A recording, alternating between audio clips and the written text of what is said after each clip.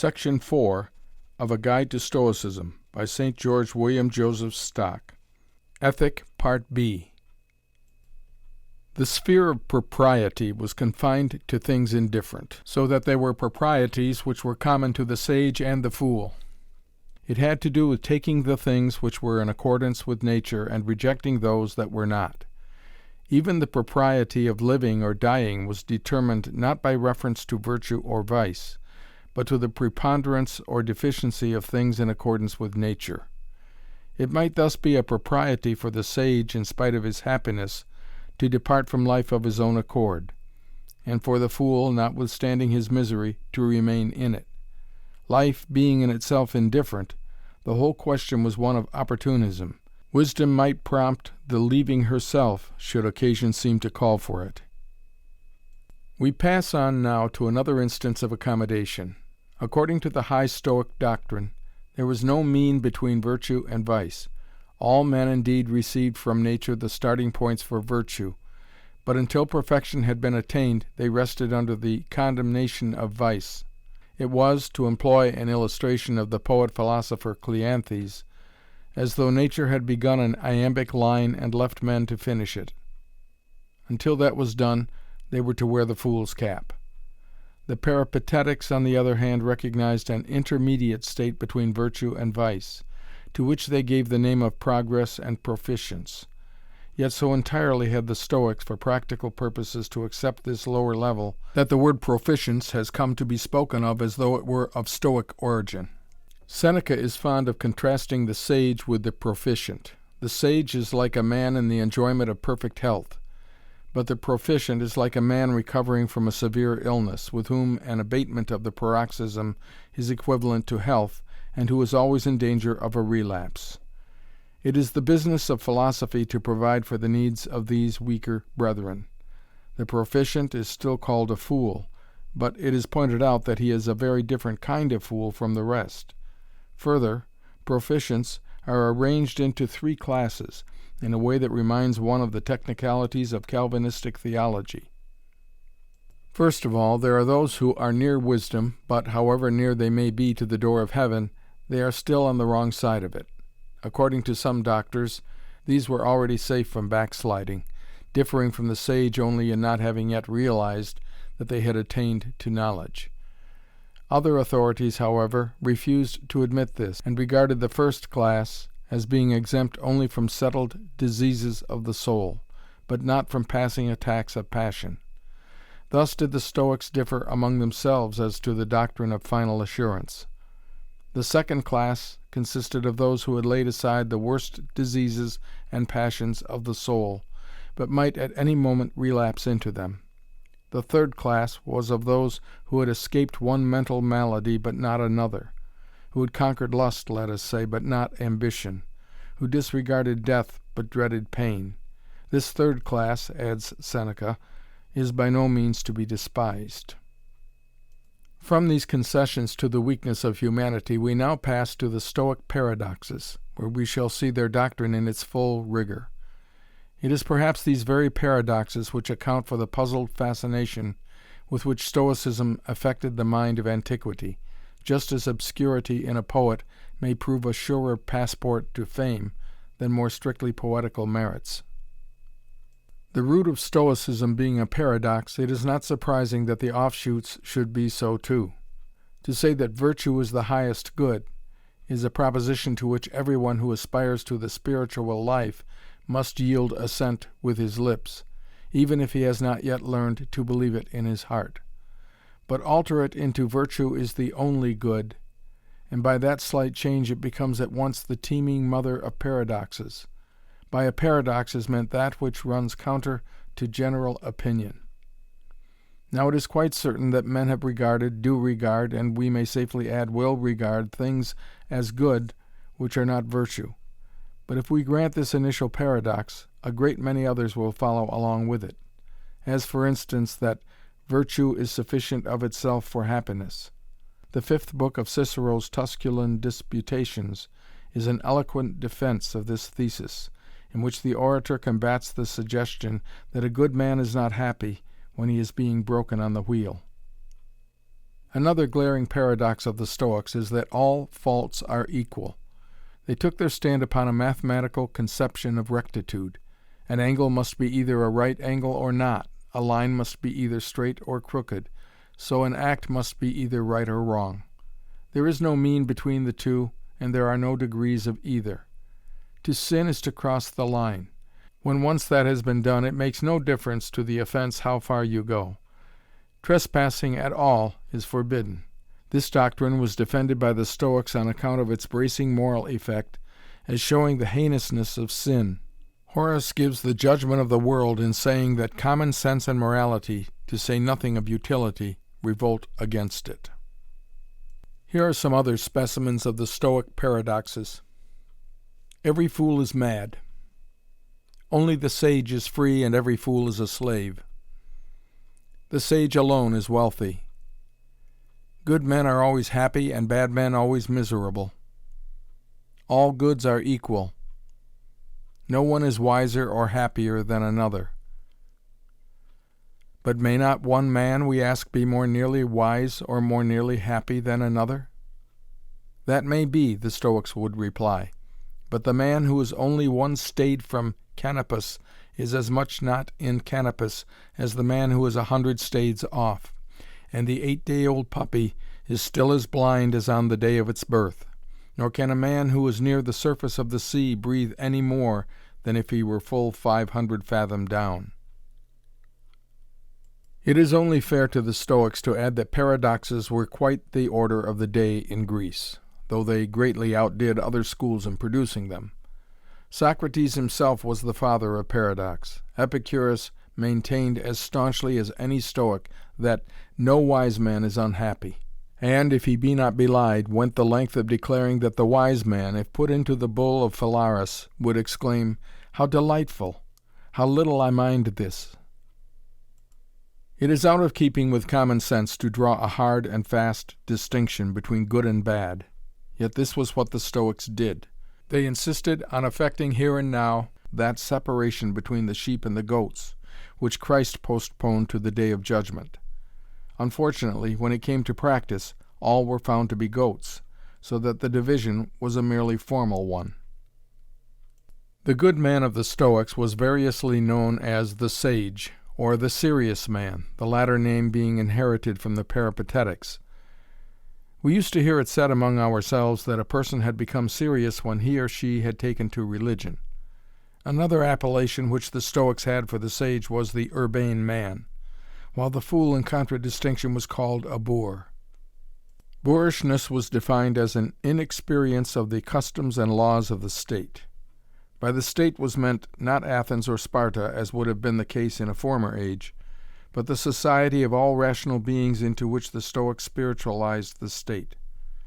The sage alone had the freedom of this city, and the fool was therefore not only a boor, but an alien or an exile. In this city, justice was natural and not conventional, for the law by which it was governed was the law of right reason. The law, then, was spiritualized by the Stoics, just as the state was. It no longer meant the enactments of this or that community, but the mandates of the eternal reason which ruled the world, and which would prevail in the ideal state. Law was defined as right reason commanding what was to be done and forbidding what was not to be done. As such, it in no way differed from the impulse of the sage himself. As a member of a state, and by nature subject to law, man was essentially a social being. Between all the wise there existed unanimity, which was a knowledge of the common good, because their views of life were harmonious. Fools, on the other hand, whose views of life were discordant, were enemies to one another and bent on mutual injury. As a member of society, the sage would play his part in public life. Theoretically, this was always true, and practically he would do so, wherever the actual constitution made any tolerable approach to the ideal type. But, if the circumstances were such as to make it certain that his embarking on politics would be of no service to his country, and only a source of danger to himself, then he would refrain. The kind of constitution of which the Stoics most approved was a mixed government containing democratic, aristocratic, and monarchical elements. Where circumstances allowed, the sage would act as legislator, and would educate mankind. One way of doing which was by writing books which would prove of profit to the reader. As a member of existing society, the sage would marry and beget children, both for his own sake and for that of his country, on behalf of which, if it were good, he would be ready to suffer and die. Still he would look forward to a better time when, in Zeno's, as in Plato's Republic, the wise would have women and children in common, when the elders would love all the rising generation equally with parental fondness, and when marital jealousy would be no more. As being essentially a social being, the sage was endowed not only with the graver political virtues, but also with the graces of life. He was sociable, tactful, and stimulating, using conversation as a means for promoting goodwill and friendship. So far as might be, he was all things to all men, which made him fascinating and charming, insinuating, and even wily. He knew how to hit the point and to choose the right moment, yet with it all he was plain and unostentatious and simple and unaffected. In particular, he never delighted in irony, much less in sarcasm. From the social characteristics of the sage, we turn now to a side of his character which appears eminently antisocial. One of his most highly vaunted characteristics was his self-sufficiency. He was to be able to step out of a burning city, coming from the wreck not only of his fortunes but of his friends and family, and to declare with a smile that he had lost nothing. All that he truly cared for was to be centered in himself. Only thus could he be sure that fortune would not wrest it from him. The apathy or passionlessness of the sage is another of his most salient features. The passions being, on Zeno's showing, not natural, but forms of disease, the sage, as being the perfect man, would of course be wholly free from them. They were so many disturbances of the even flow in which his bliss lay. The sage, therefore, would never be moved by a feeling of favor towards anyone. He would never pardon a fault. He would never feel pity. He would never be prevailed upon by entreaty. He would never be stirred to anger.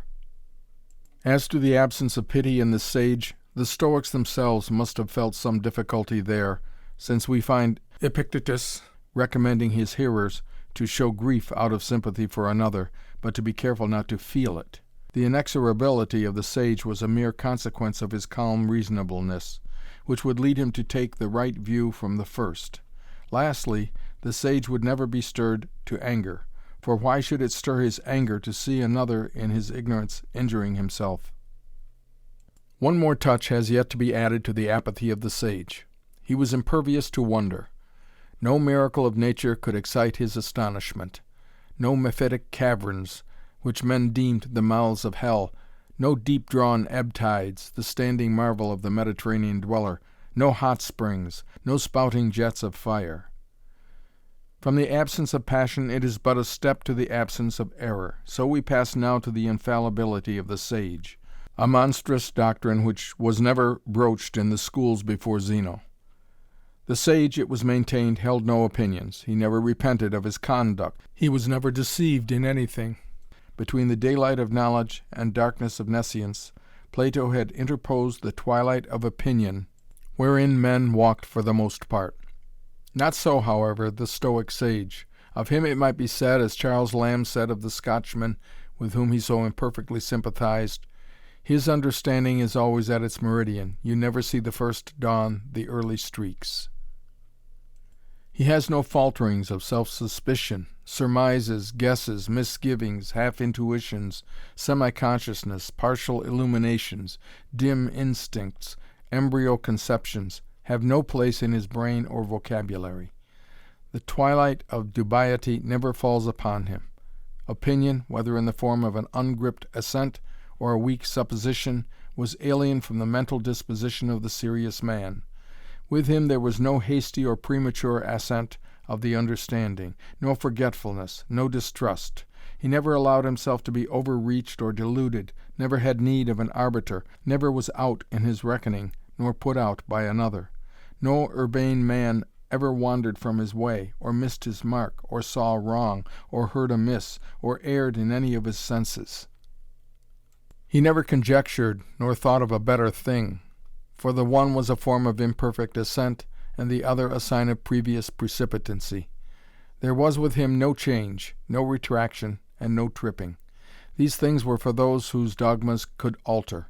After this, it is almost superfluous for us to be assured that the sage never got drunk. Drunkenness, as Zeno pointed out, involved babbling, and of that the sage would never be guilty. He would not, however, altogether eschew banquets. Indeed, the Stoics recognized a virtue under the name of conviviality, which consisted in the proper conduct of them. It was said of Chrysippus that his demeanor was always quiet, even if his gait were unsteady, so that his housekeeper declared that only his legs were drunk.